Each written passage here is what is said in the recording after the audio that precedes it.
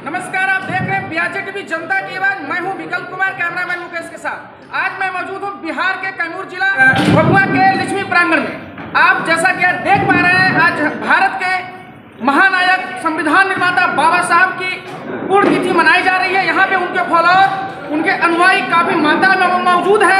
आइए मैं उनसे जानना चाहता हूँ कि कैसे उनके विचारों को आगे बढ़ाते हैं आप। हमारे बीच बहुत सारे गार्जियन उपलब्ध हैं यहाँ पे, और केंद्रीय यहाँ के प्रशासनिक भी लोग हमारे साथ मौजूद हैं, और बिरहा के बहुत अच्छे कलाकार ओम प्रकाश दीवाना जी मौजूद है। मैं सभी से एक एक करके बारी बारी से जानने की कोशिश करूँगा कि क्या आप बाबा साहब के विचार को किस प्रकार से समाज में आगे बढ़ाना चाहते हैं। सर, आपका स्वागत है हमारे चैनल में। किस प्रकार से बाबा साहब के विचारों को आप आगे बढ़ाना चाहते हैं, आज क्या संकल्प लिए हैं?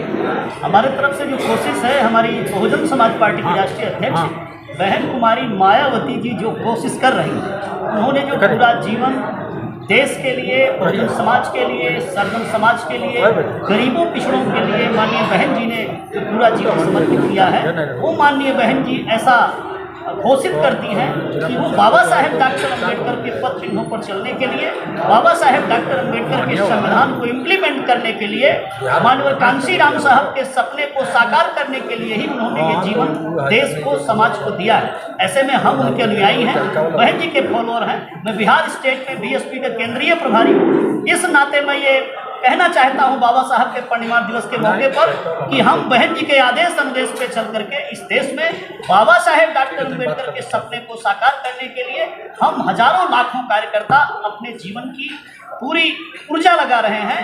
हम बाबा साहेब डॉक्टर अम्बेडकर के विचार को देश के कोने कोने में फैलाना चाहते हैं, और इस देश में जो सरकारें चल रही हैं, खासकर केंद्र की सरकार भाजपा की चल रही है, इधर बिहार में जो सरकार चल रही है, उन सरकारों से कहना चाहेंगे, आज हमारी बहन जी ने प्रेस कॉन्फ्रेंस करके ये बताया है कि देश बहुत संवेदनशील है। बाबा साहेब डॉक्टर अम्बेडकर ने जिस उम्मीद के साथ देश का संविधान बनाया गया था, वो संविधान इस देश में यहाँ के जो शासक लोग लागू नहीं कर रहे हैं। इसलिए मैं जनता से कहना चाहूँगा कि मात्र एक विकल्प है, यदि बाबा साहेब डॉक्टर अम्बेडकर का दर्शन, उनका सिद्धांत लागू करना चाहते हैं, बहुजन समाज पार्टी को देश में सत्ता में लाना होगा, प्रदेश की सत्ता में लाना होगा, तभी बाबा साहेब डॉक्टर जैसा कि मैंने पढ़ा, जितना मैं जानता हूँ कि बाबा साहब जब संविधान सभा में संविधान को सौंपा तो बोला कि मैं मर भी जाऊँ मुझे कोई गम नहीं है, क्योंकि जब तक संविधान जिंदा है मैं जिंदा हूँ। ये बात कितनी % सत्य है? आप किस तरह से इसको आप एक्सप्लेन करना चाहते हैं? बाबा साहेब डॉक्टर अम्बेडकर का संविधान, आपने जो स्टेटमेंट बोला वो स्टेटमेंट सार्थक है। बाबा साहेब डॉक्टर अम्बेडकर का कृत्य, उनका संविधान, उनका दिया हुआ विचार ही इस देश में देश को जीवंतता प्रदान करेगा। अगर भारत को ऊंचाई पर ले जाना है तो बाबा साहेब की विचारधारा को लागू करना। बहुत बहुत धन्यवाद। हमारे बीच जुड़े हैं बिरहा के बहुत सुंदर कलाकार ओम प्रकाश दीवाना जी। मैं उनसे जानना चाहता हूं कि आप किस प्रकार से इस बाबा साहब के कार्यों को आगे बढ़ाना चाहते हैं, अपने गीत संगीत के माध्यम से आपने क्या अब तक दिया है समाज को, और आगे क्या देने की कोशिश करेंगे? बहुत बहुत धन्यवाद। आपका भी बहुत बहुत स्वागत है हमारे चैनल में।